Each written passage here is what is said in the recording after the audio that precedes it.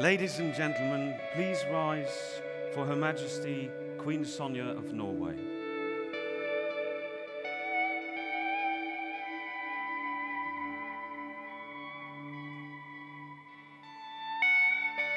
But from the parlour of the inn,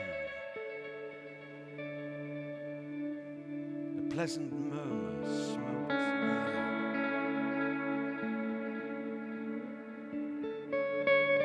Like water rushing through a weir, oft interrupted by the din of laughter and of loud applause. And in each intervening pause, the music of a violin.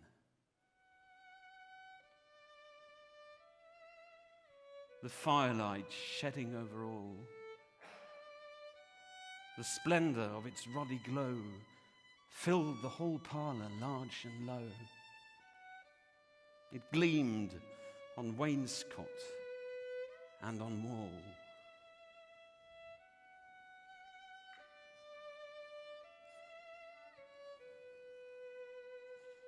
Before the blazing fire of wood, erect the rapt musician stood, and ever and anon he bent his head upon his instrument and seemed to listen till he caught confessions of its secret thought, the joy, the triumph, the lament, the exultation and the pain. And then by the magic of his art, he soothed the throbbing of its heart and lulled it into peace again.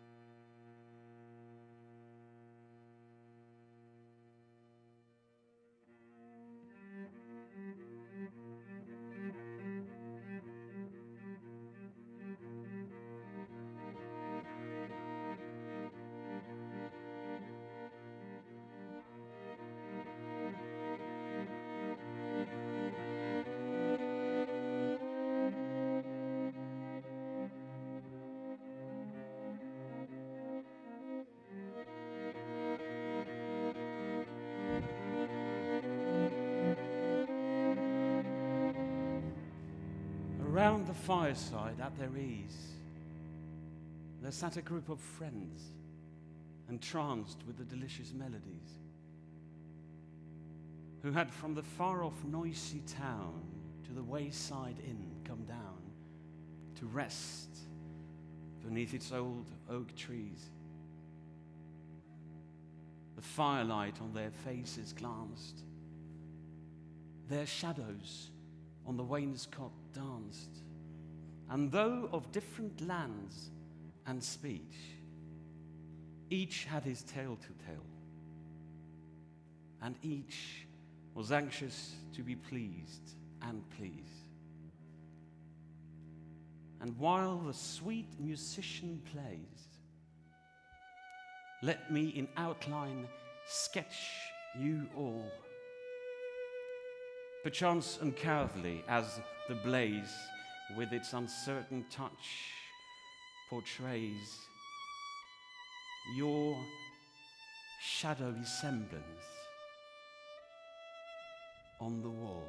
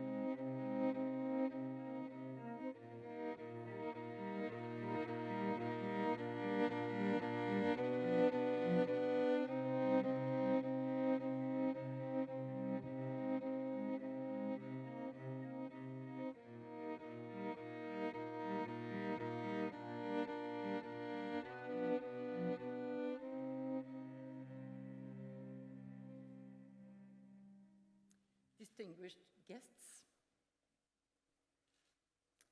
friends of the arts, what would life be without art? Without it? For me, it is impossible to imagine. We need art to live. We need art to lift our spirit, to separate significant from unimportant. We need art to get to know the world we live in and ourselves better. For me personally, a lifelong passion for art has contributed to enrich my life. Art has been my lifelong companion. When we experience something of great importance or value, we want to share it with others. That has also been the case for me, wanting to share the joy of art with other people. We're gathered here in one of the world's most prestigious cultural institutions. The Royal Academy tells the story of a proud 250-year-old commitment to preserve and present works of art and knowledge of art to the public. Through the whole year, you have marked the 250 years anniversary with an impressive program celebrating highlights and achievements in the service of art. Art must be acknowledged, shared, and viewed to stay alive and to develop. For many years now, a particular art form has been close to my heart, the art of printmaking. I never cease to be amazed by the variety and the many possibilities this art form presents with regard to materials, techniques, and expressions. Another wonderful thing about the fine art printmaking is that it is democratic, being more accessible than artworks found within other art forms. This is why I had a dream of contributing to lift the prestige of this varied art form. I wanted to establish a prize that would raise awareness of printmaking and graphic art. At the same time, I wanted to support young talents. In 2011, Queen Sonja Print Award became a reality. In the beginning, it was a Norden Prize. Today, it has expanded and is now, I think, the world's largest international prize for graphic art. The award consists of a scholarship of £40,000 and a residency at the print studio Atelier Larsen in Helsingborg, Sweden. Later in this ceremony, we will announce the QSPA Lifetime Achievement Award as a celebration to an artist who has been dedicated to printmaking throughout an imposing career. I will say no more for now, other than this. I am especially happy and honored that this unique artist has accepted the very first QSPA Lifetime Achievement Award. Thank you. Now, let me turn to the Queen Sonja Print Award 2018. The video shows the impressive collection of the nominated artists for this year's award. 42 artists representing 31 different countries. I'm deeply impressed by the quality of graphic artists around the world today. And I'm sure you all understand from the video presentation, it has been quite a challenge to select an award winner. I would like to thank the jury, consisting of Torba Auerbach, Lars Nitve, and Mark Nash, for the wonderful and difficult job they have done.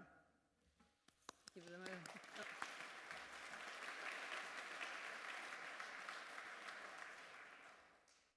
The winner has an extraordinary way of creating three-dimensional objects out of paper and print. I'm moved by the way of telling stories, exposing the little-known tales of people's lives with a greater history as backdrop. It is a great pleasure to announce the winner of Queen Sonja Print Award 2018, and the winner is Emma Nishimura from Toronto, Canada.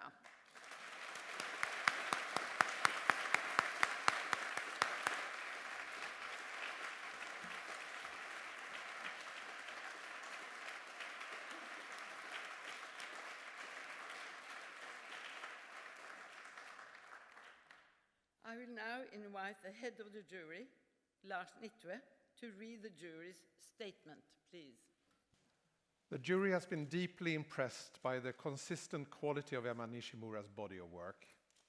The artist explores notions of memory and how history is interpreted and renegotiated through a varied use of traditional and contemporary printmaking techniques, from minuscule hand-etched texts used in topographic contours on maps to photogravure on paper successfully molded three-dimensionally. The artist incorporates traces of history and individual stories, exploring spatial and temporal realities. Nishimura questions the parameters of history through collected stories, inherited narratives, geography and family photos. Her body of work is exquisite and consistent. An exceptional thoroughness is at the core of her practice. Emma Nishimura lives and works in Toronto, Canada. Her work ranges from traditional etchings, archival pigments, prints, drawings and audio pieces to art installations. Nishimura received her MFA from the University of Nebraska-Lincoln in 2013 and her BA from University of Guelph in 2005. Her work is in public and private collection and has been exhibited in Canada and abroad. Emma is currently an assistant professor at the University of Guelph. Previously, she taught at OCAD University, Sheridan College, and at the University of Nebraska-Lincoln. So, Emma, congratulations.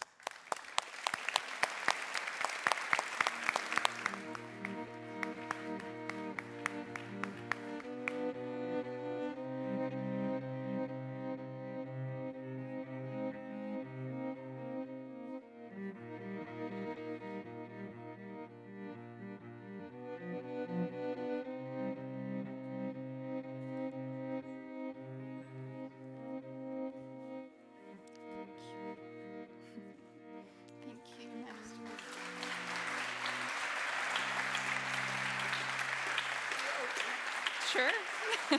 Oh, okay.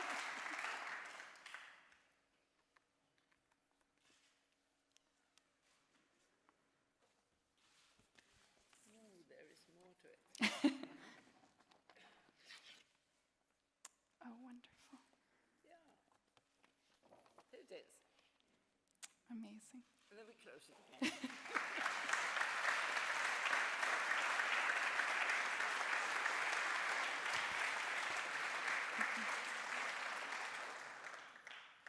That was better today.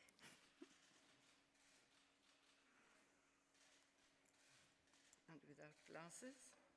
Well Yeah. done. Congratulations. Thank you. Thank you. Then we are supposed to have this between us.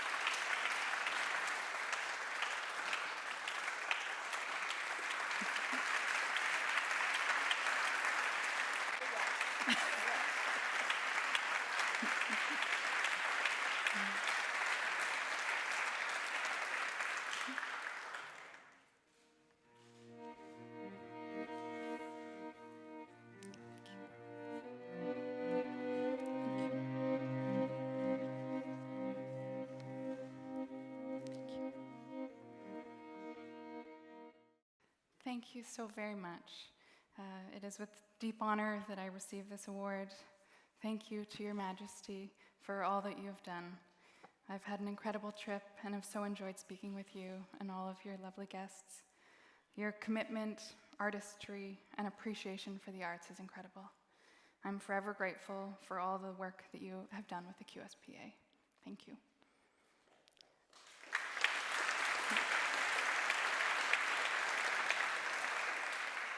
Thank you to the jury. It's an honor to be recognized by such a distinguished jury. Thank you to the board and the foundation. Your generosity and dedication to the Queen Sonja Print Award has been amazing. It's incredible to see what you've been able to achieve. I keep pinching myself that all of this is real. Thank you to the ambassador for inviting me to the residence and hosting such a wonderful day. It's been a pleasure to speak with you. To Her Majesty's team, thank you to everyone who's been involved in organizing all of this. Printmaking has been my medium for years. It's allowed me to tell stories, primarily the stories of my Japanese-Canadian side of my family, their internment during the war, and their experiences after. History doesn't repeat itself, but it echoes, and my work is about the space between all of that.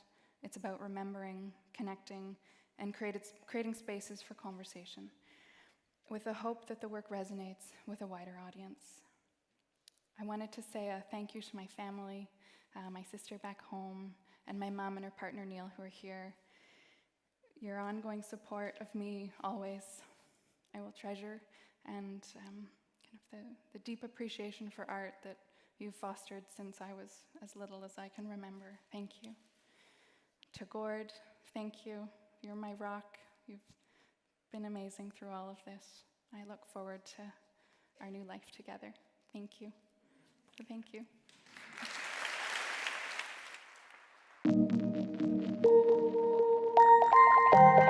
My name is Emma Nishimura, and I'm an artist. I work a lot in printmaking. I do a lot of sculpture and installation-based work. I've always loved printmaking. I fell in love with the process and the possibilities inherent to print. For all these different ways of working, there's a structure and a process to follow. And then it was learning how to break out of those molds and how I could challenge myself and create different things. Using printmaking as the base, but working with historic photographs and then turning those into my own art. There's so much play, and I think for me, that's where I really revel in the process. A lot of my work is working from this one framework of a story, and then it's how can I tell different stories. So print gives me a starting point, and then things kind of evolve from there.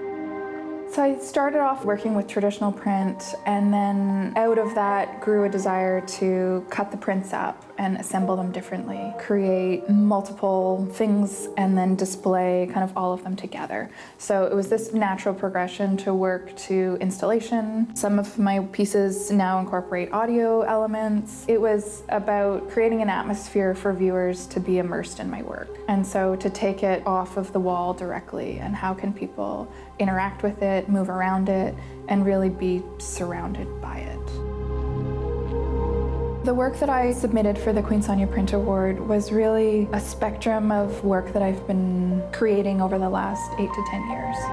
The work is really about my grandparents' story, being interned as Japanese Canadians during the war. I've been immersed in those stories, and I've carried those around with me for my whole life. And so to create work that cultivated that experience, how do we hold those? How do they weigh on us?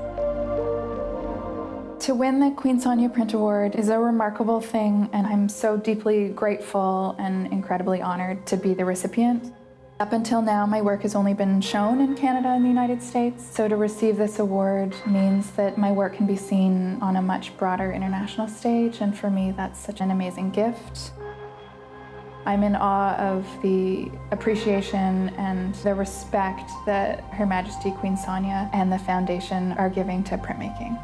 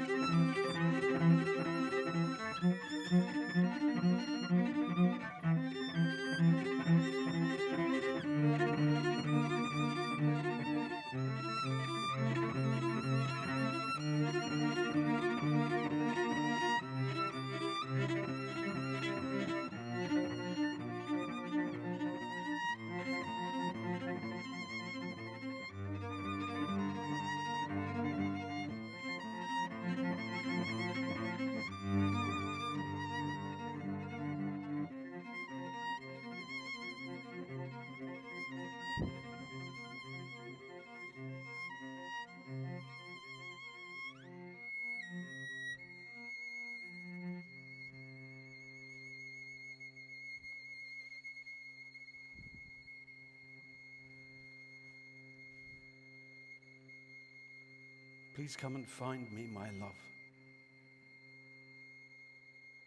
I'm ready now to come home.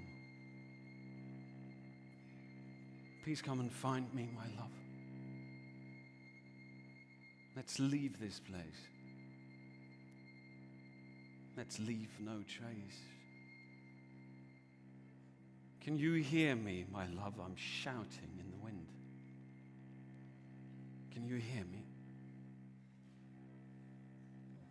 Can you see me, my love? I'm drawing in the sand. Can you see me?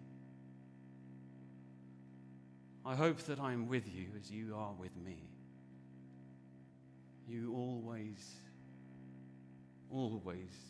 will be.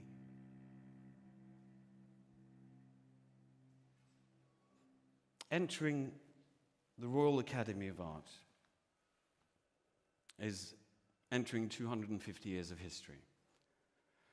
And once upon a time, this academy was founded by a patron of the arts, King George III. And we have in Norway our own patron of the arts, Queen Sonja. And not only a patron of the arts, but also an exceptional artist herself. And most of all, her ambition to inspire young artists, and I've seen this many, many times in Norway, inspire young artists to grow and to become better and become more than they already are. And to give that space and room for somebody comes from a very deep place within.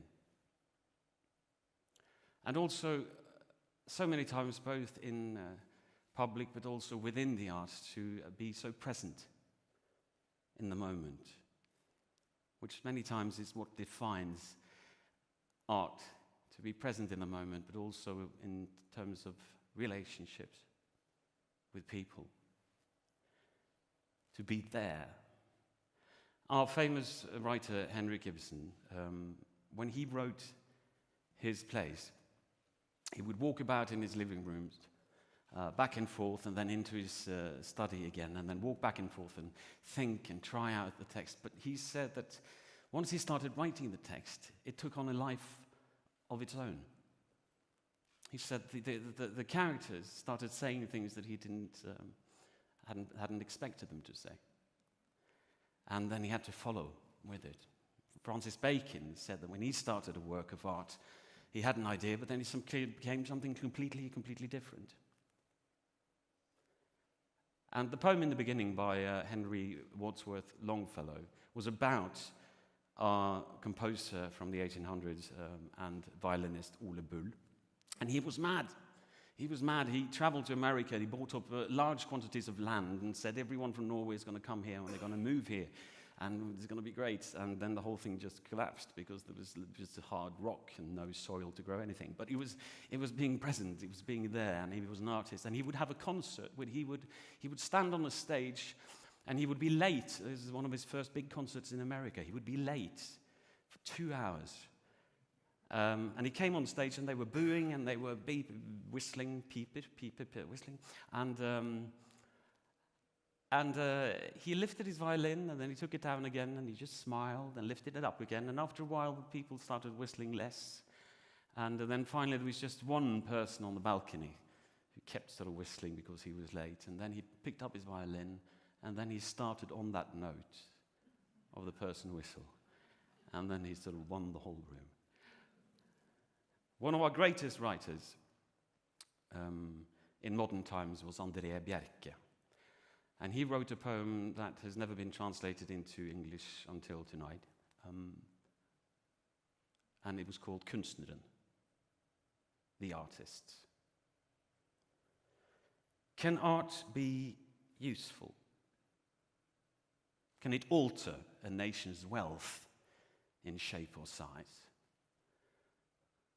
The voice of reason does not falter, but hallows business enterprise. If art can be of use, you wish to know from me whose deeds makes profits grow, my answer's a resounding no.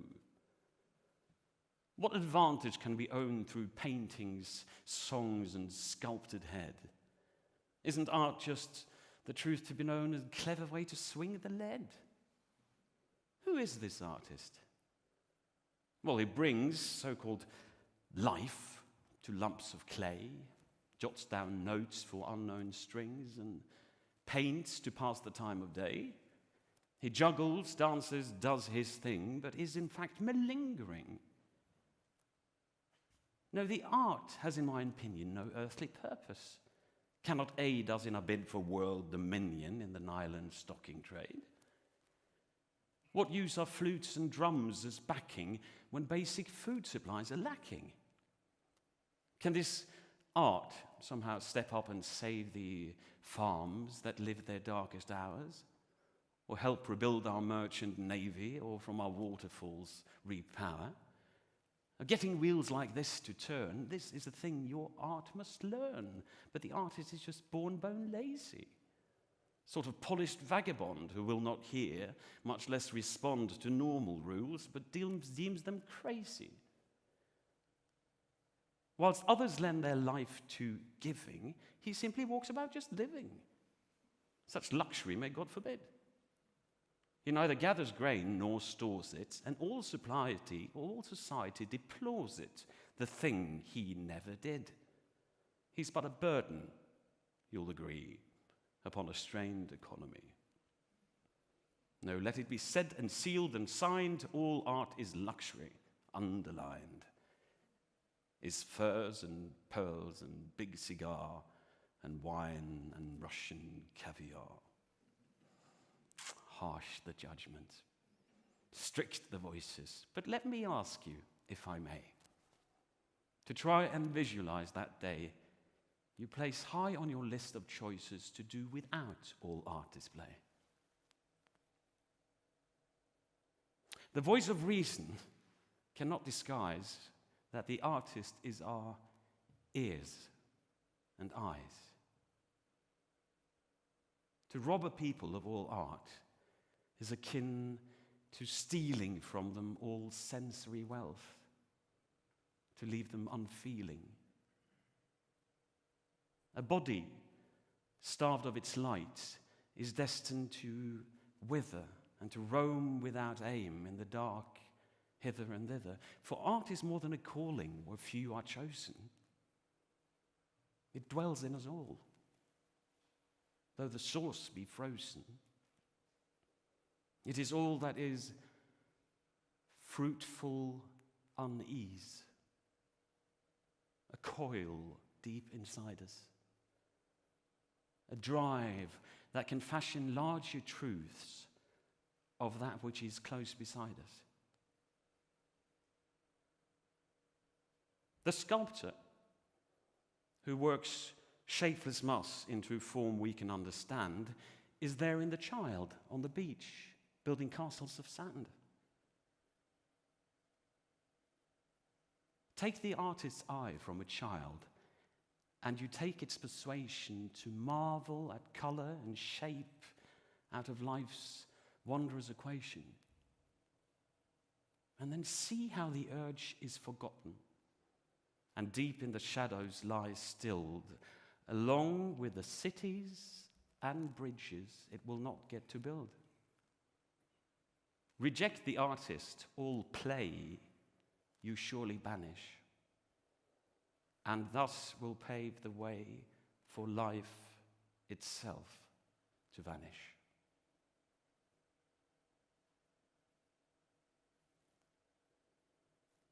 Of all the important things that mankind seeks, give me the note that listens, the sculpture that forms me, and the picture that speaks.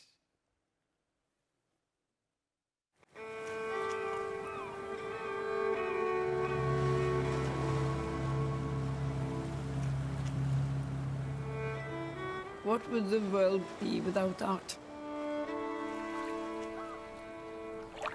It's so necessary for every one of us to be in some way connected to art. It's something we need to have, something we must have. We can't live without. In this world where so many pictures are going through your brain every day, I think it's fantastic that you can be concentrating just on one thing. You forget the world outside, and it gives you a great pleasure and a great sense of peace, maybe, in a way. A print is not that expensive as a painting, generally. And I think that's the first step, maybe, for many young people into the art world. So Robert Motherwell is, of course, a famous man, and he made this print after the Civil War in Spain. And I just fell in love with this because it has such a strength, and the colors, and it's vivid, it's something very forceful in it that applied to me anyway. You can't make print without actually doing it. Also, you have to make it yourself. I mean, you have to be hands-on, which I think is a very good thing. And more, I think people will appreciate that. These were part of a James Rosenquist collection, and I bought them at Christie's. But the first one is from 72 and 85. And he started as a billboard painter, and he had enormous scales. And in the world of the pop art, he also worked with Andy Warhol and Roy Lichtenstein, and was very important in that connection. And then we have Ernulf Opdal. I think he is my mentor. And then we have Kjell Nupen. I'm very sad to say that he died in 2014. But he is extremely good. And Kjell invited Ernulf and myself down to Helsingborg in 2011. And that's where the QSPA story started. So they mean a lot to me, of course.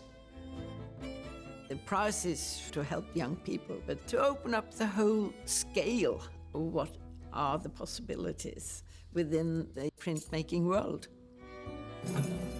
It's so exciting in the end when you lift up the paper. That is every time quite a miracle. And it's a wonderful feeling to see that what you have been working at, thinking about, suddenly being realized in that way.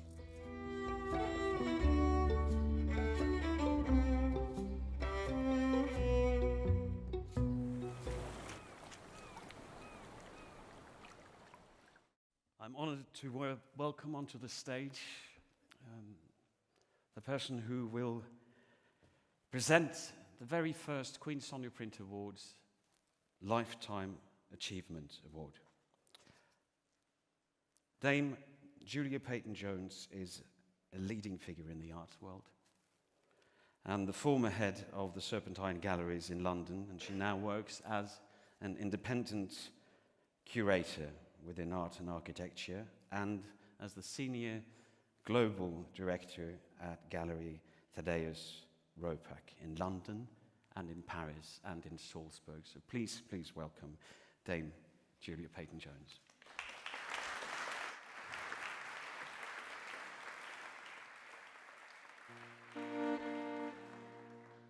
Your Majesty, it's a great honor to be here. And I'm sure you will all be delighted to learn that I'm not going to dance. The Lifetime Achievement Award is a celebration of an artist's career and lifetime contribution to graphic art and printmaking. The 2018 award goes to an artist who has been an important figure on the international art scene for many decades. He is one of the most popular and influential British artists of our time. The winner is not only critically acclaimed as a painter and sophisticated printmaker, but also widely appreciated as a skillful draftsman, technical innovator, photographer, and stage designer. David Hockney, who was born in 1937, made his first prints as a student in 1954, and has since created a large body of exquisite works in traditional printmaking techniques, such as etchings and lithography, as well as experimenting with homemade prints using photocopies and faxes, as well as computer drawings. Printmaking and the restless investigation of new mediums and different techniques has, for Hockney, been an integral part of his examination and fascination with formal challenges, exploration of the spatial ideas of perspective, and the dialogue between abstraction and figuration. The artist's technical mastery and lifelong experiments in printmaking has expanded the possibilities of our understanding of this field. It is a great honor for the QSPA board to present David Hockney with the first Lifetime Achievement Award for his distinguished contribution to the art of printmaking. And, if I may, Your Majesty, an Artist to Artist Award.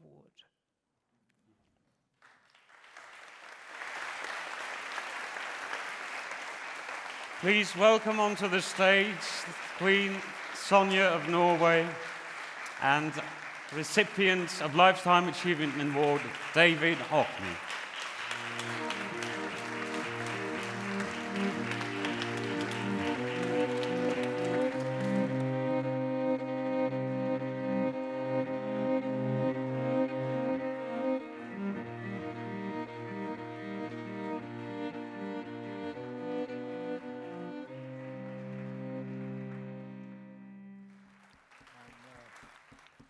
I'm very honoured for this. Yes, yes, I am. I'm very honoured. I'm very honoured. Thank you. We are honored that you would accept, which is extraordinary for us, and we are very grateful. Come and hear the sound of light as daybreak rings. A glowing trumpet call marks the dawning. Hear the gentle beating of insect wings, rejoicing in the hope a new day brings. The path we've walked each day is lying there unworn, as secretive as when our lives were newly born. Success and disaster will strive to be our master. Today may well be the best of all our days. Listen to the ocean whilst we row the deep. Hear the song of shark and shrimp below us.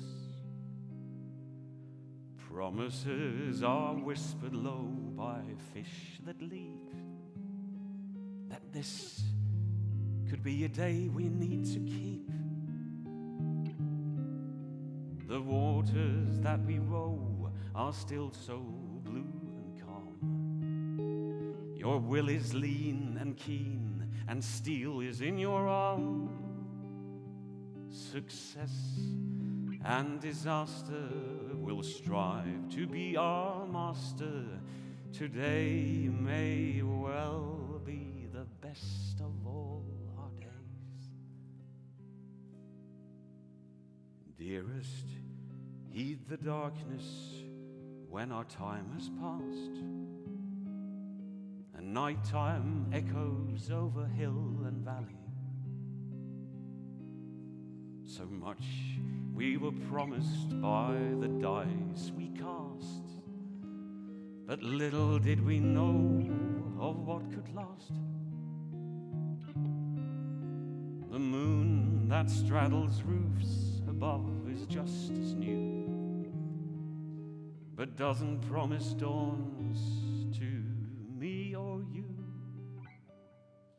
Success and disaster will strive to be our master. Today may well be the best of all our days. Success and disaster will strive to be master. Tomorrow may be the best of all our days.